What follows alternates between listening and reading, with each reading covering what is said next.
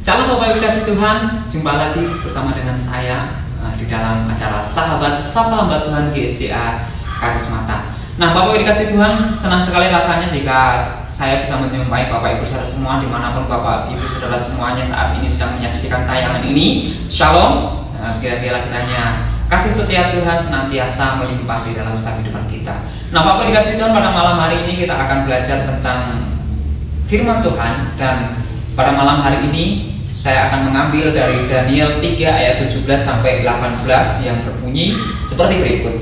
Jika Allah kami yang kami puja sanggup melepaskan kami, maka Ia akan melepaskan kami dari perapian yang menyala-nyala itu dan dari dalam tanganmu ya Raja.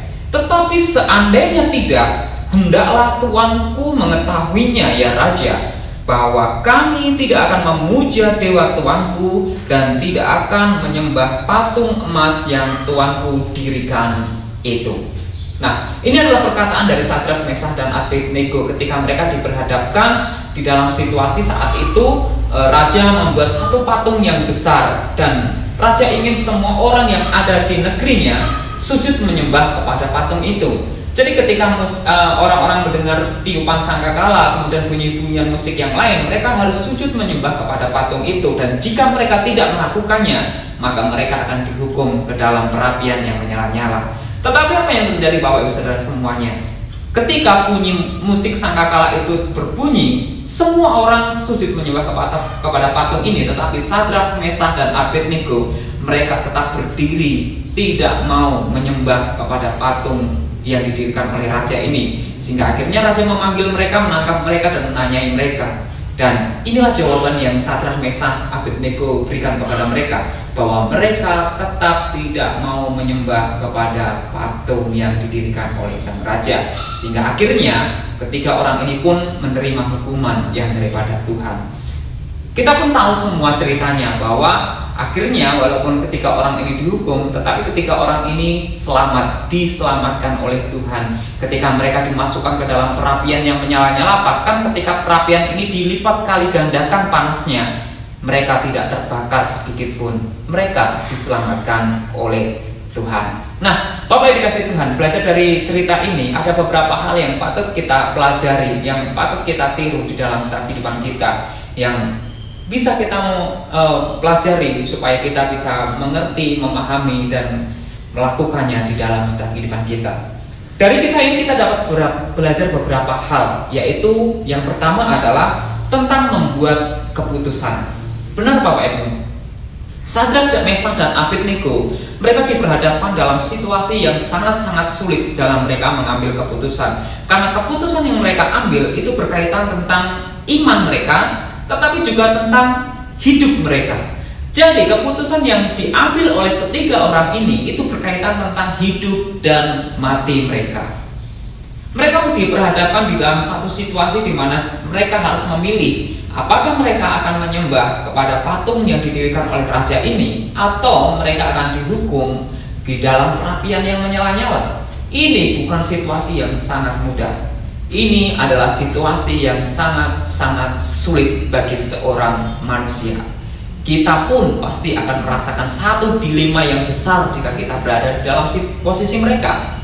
Saat itu Sadrak, Mesakh, dan Abednego, dia dengan tegas berkata kepada raja bahwa Tuanku, Allah yang kami sembah itu sanggup menyelamatkan kami. Tetapi jika Allah tidak menyelamatkan kami, maka kami tetap tidak akan menyembah kepada raja, kepada dewa, maupun kepada patung yang Tuanku dirikan. Inilah keputusan yang diambil oleh mereka, bahwa mereka memilih untuk tetap menjaga iman mereka kepada Tuhan dan tidak mau sujud menyembah kepada patung yang didirikan oleh raja. Bapak dikasih Tuhan, berapa banyak kita selalu bergumul tentang keputusan-keputusan yang harus kita ambil dalam setiap kehidupan kita. Kita harus bergumul tentang keputusan yang akan kita ambil, apakah kita mau ngambil keputusan yang ini atau yang itu. Tentu setiap hari kita bergumul tentang keputusan, karena hidup itu adalah pilihan. Tetapi saya mau tegaskan bahwa keputusan yang baik itu belum tentu keputusan yang benar. Tetapi keputusan yang benar pasti adalah keputusan yang terbaik. Artinya, dalam situasi Sadrak, Mesak, dan Abednego, keputusan yang baik adalah ketika mereka mengikuti banyak orang, ketika mereka mengikuti apa kata raja, ketika mereka memilih keputusan yang menguntungkan mereka. Itu adalah keputusan yang baik. Tetapi apakah keputusan itu benar? Tentu tidak. Karena apa? Karena Allah sendiri tegas berkata bahwa janganlah engkau sujud menyembah kepada patung buatan tangan manusia. Sadrak, Mesak, dan Abednego tahu mana yang baik dan mana yang benar. Keputusan yang mereka ambil bukan berdasarkan apa yang baik menurut mereka, tetapi keputusan yang mereka ambil adalah apa yang benar menurut firman Tuhan, apa yang benar menurut kata Allah. Itulah yang mereka lakukan, sehingga mereka mengambil satu keputusan yang bagi orang melihatnya itu bukanlah satu keputusan yang baik, malah justru keputusan yang buruk, karena dengan seperti itu mereka bisa kehilangan nyawa mereka. Tetapi yang mereka lakukan adalah keputusan yang benar. Benar karena mereka melakukannya seturut dengan firman Allah. Nah, bagaimana dengan kita? Apakah ketika kita dalam kehidupan kita sehari-hari kita sudah mengambil keputusan yang benar atau yang baik? Banyak orang berusaha ikut arus dalam mereka mengambil keputusan. Tidak apa-apalah, sekali-sekali, tidak apa-apalah, cuma kali ini aja kok, besok kan enggak. Itu adalah keputusan yang baik menurut situasi saat itu. Tetapi apakah keputusan itu keputusan yang benar menurut firman Tuhan? Nah, Bapak dikasih Tuhan, bagaimana cara mengambil keputusan yang benar? Yang pertama adalah menyadari bahwa Tuhanlah jawaban. Amsal 2 ayat 6 dan 9 berkata bahwa karena Tuhanlah yang memberi hikmat, dari mulutnya datang pengetahuan dan kepandaian, maka engkau akan mengerti tentang kebenaran, keadilan, dan kejujuran, bahkan setiap jalan yang baik. Tuhanlah sumber segala sesuatu, jawaban dalam hidup kita. Ketika kita harus memilih mana yang terbaik, mana yang paling benar buat kita, dan kita tidak tahu jawabannya, maka sadarilah bahwa Tuhanlah jawaban. Datanglah kepada Tuhan, karena Tuhanlah yang memberi hikmat, dari mulutnya datang pengetahuan dan kepandaian. Sehingga ketika kita menyadari bahwa oh, Tuhanlah sumber segala sesuatu dalam hidup saya, hikmat yang akan saya pakai untuk pun itu berasal daripada Tuhan. Tuhanlah jawaban ketika saya tidak tahu harus memutuskan apa yang harus saya ambil kali ini. Tuhanlah jawaban dalam hidup kita, sehingga maka kita akan mengerti tentang kebenaran, keadilan, kejujuran, bahkan setiap jalan yang baik. Sungguh suatu hal yang luar biasa ketika kita menyadari hal ini. Tuhanlah jawaban dalam hidup kita. Kemudian cara yang kedua dalam kita mengambil keputusan yang benar adalah berdoa dan minta hikmat daripada Tuhan. Yakobus 1 ayat 5 berkata bahwa tetapi apabila di antara kamu ada yang kekurangan hikmat, hendaklah ia memintakannya kepada Allah. Dalam mengambil keputusan, hikmat itu sangat penting, pertimbangan itu sangat penting. Keputusan yang diambil tanpa hikmat, apalagi dengan tergesa-gesa, itu adalah satu keputusan yang akan menjatuhkan hidup kita. Jadi ketika sebelum kita mengambil keputusan, milikilah hikmat. Dan jika kita merasa bahwa kita tidak memiliki hikmat, mintalah kepada Tuhan. Karena firman Tuhan berkata bahwa Tuhan itu memberikan kepada semua orang dengan murah hati dan tidak membangkit-bangkit. Ketika kita minta hikmat kepada Tuhan, maka Tuhan akan memberikannya kepada kita. Jadi Bapak dikasih Tuhan, dari kisah Sadrak, Mesak, dan Abednego kita belajar yang pertama adalah tentang bagaimana mengambil keputusan. Kemudian yang kedua adalah tentang bagaimana iman yang benar itu.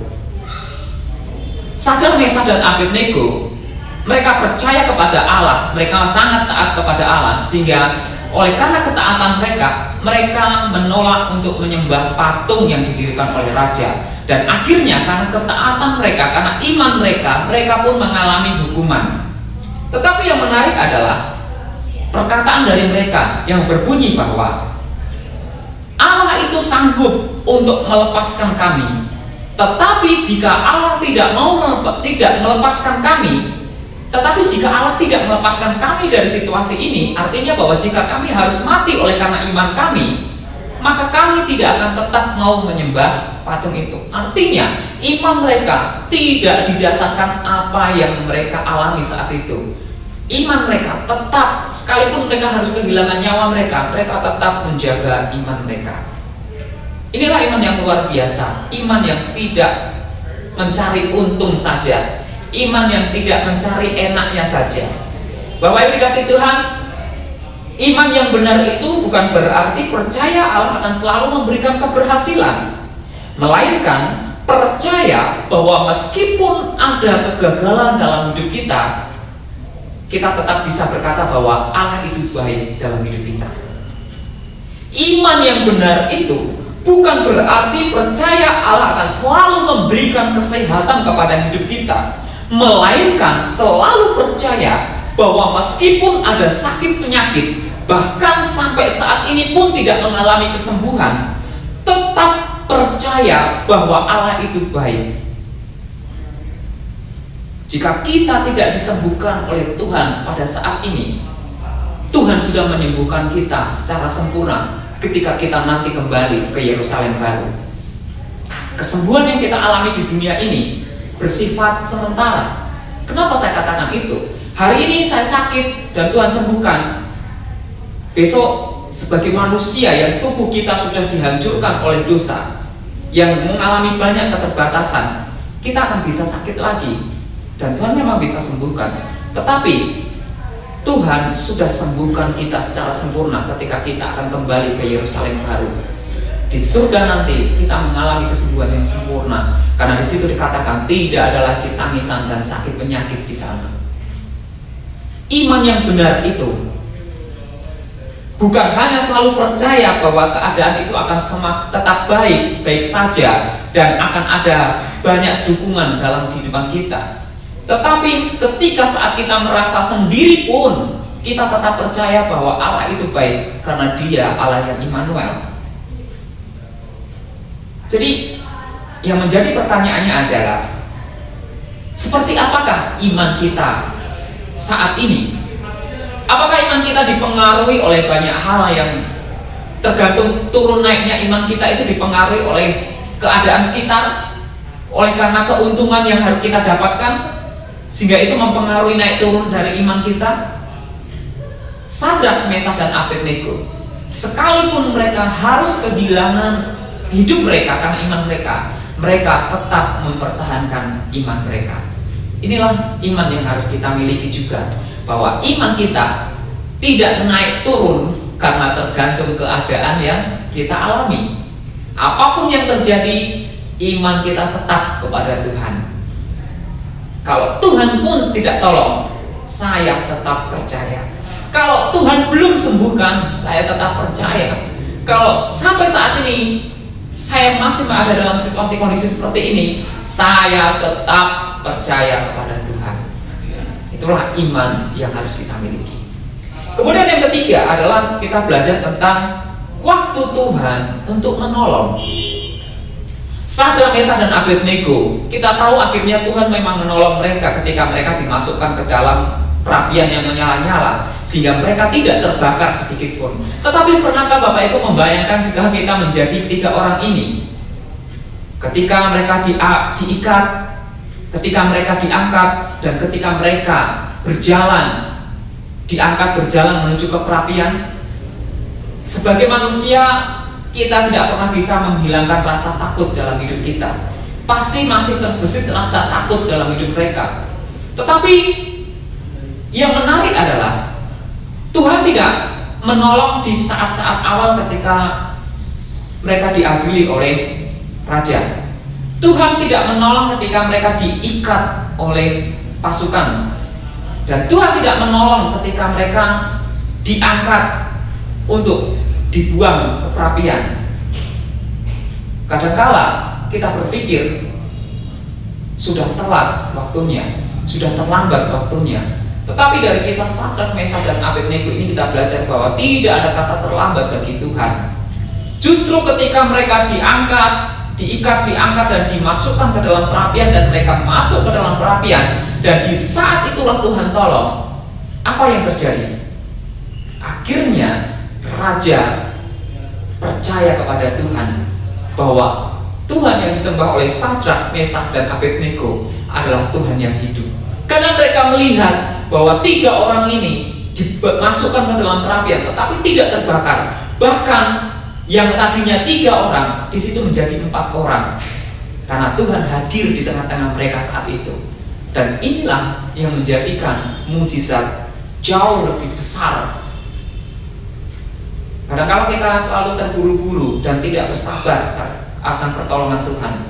Kita berpikir bahwa Tuhan inilah waktunya, waktu yang terbaik untuk Tuhan tolong. Tetapi waktu kita bukan waktunya Tuhan. Tuhan punya cara dan punya waktu tersendiri untuk bekerja dalam hidup kita. Jadi nantikanlah Dia dengan sabar. Firman Tuhan berkata bahwa dalam tinggal tenang dan percaya terletak kekuatanmu. Artinya, dalam tinggal tenang dan percaya, biarkan Tuhan bekerja seturut waktunya dan tetap percayalah bahwa Dia itu bekerja untuk menolong. Jadi Bapak dikasih Tuhan, inilah yang boleh kita pelajari pada malam hari ini, biarlah boleh menjadi berkat bagi kita semuanya. Bagaimana kita membuat keputusan yang benar, bagaimana kita belajar tentang iman yang benar, dan bagaimana kita belajar tentang cara Tuhan menolong, waktu Tuhan menolong umatnya. Biarlah kiranya firman Tuhan ini boleh menjadi berkat bagi kita semuanya. Mari kita berdoa. Bapa, kami bersyukur untuk setiap kasih setia yang telah memberikan kepada kami. Jika pada malam hari ini kami boleh belajar dari kisah Sadrak, Mesak, dan Abednego, Tuhan. Ketika mereka harus menghadapi satu situasi yang sulit, mereka harus mengambil keputusan tentang hidup dan mati mereka. Mereka mengambil keputusan yang benar di hadapan Tuhan. Ajarkan kepada kami juga untuk kami mengambil keputusan yang benar sehingga hidup kami tetap berada di jalan Tuhan. Dan juga Tuhan, ajarkan kepada kami juga kami untuk memiliki iman yang benar. Iman kami tidak tergantung oleh keadaan yang kami alami, tetapi iman kami tetap kepada Engkau. Apapun yang terjadi dalam hidup kami tetap percaya kepada Engkau. Dan ajar kami juga kami untuk senantiasa bersabar menanti Tuhan dengan tenang, dengan tetap percaya bahwa Engkau akan memberikan pertolongan kepada hidup kami. Terima kasih Tuhan, kami berdoa untuk semua jemaat GSCA maupun semua orang yang melihat tayangan ini dimanapun mereka berada. Di dalam nama Tuhan Yesus, Engkau yang akan menguatkan, meneguhkan hati setiap jemaat Tuhan yang saat ini melihat tayangan ini. Setiap beban, pergumulan, masalah, ataupun keputusan yang akan mereka ambil, Tuhan Engkau bekerja di sana. Engkau memberikan hikmat sehingga mereka bisa mengambil keputusan yang benar di dalam firman-Mu. Terpujilah nama-Mu Tuhan. Kami mengucap syukur di dalam nama Tuhan Yesus, kami berdoa. Haleluya. Amin. Sampai jumpa di lain kesempatan. Tuhan Yesus memberkati.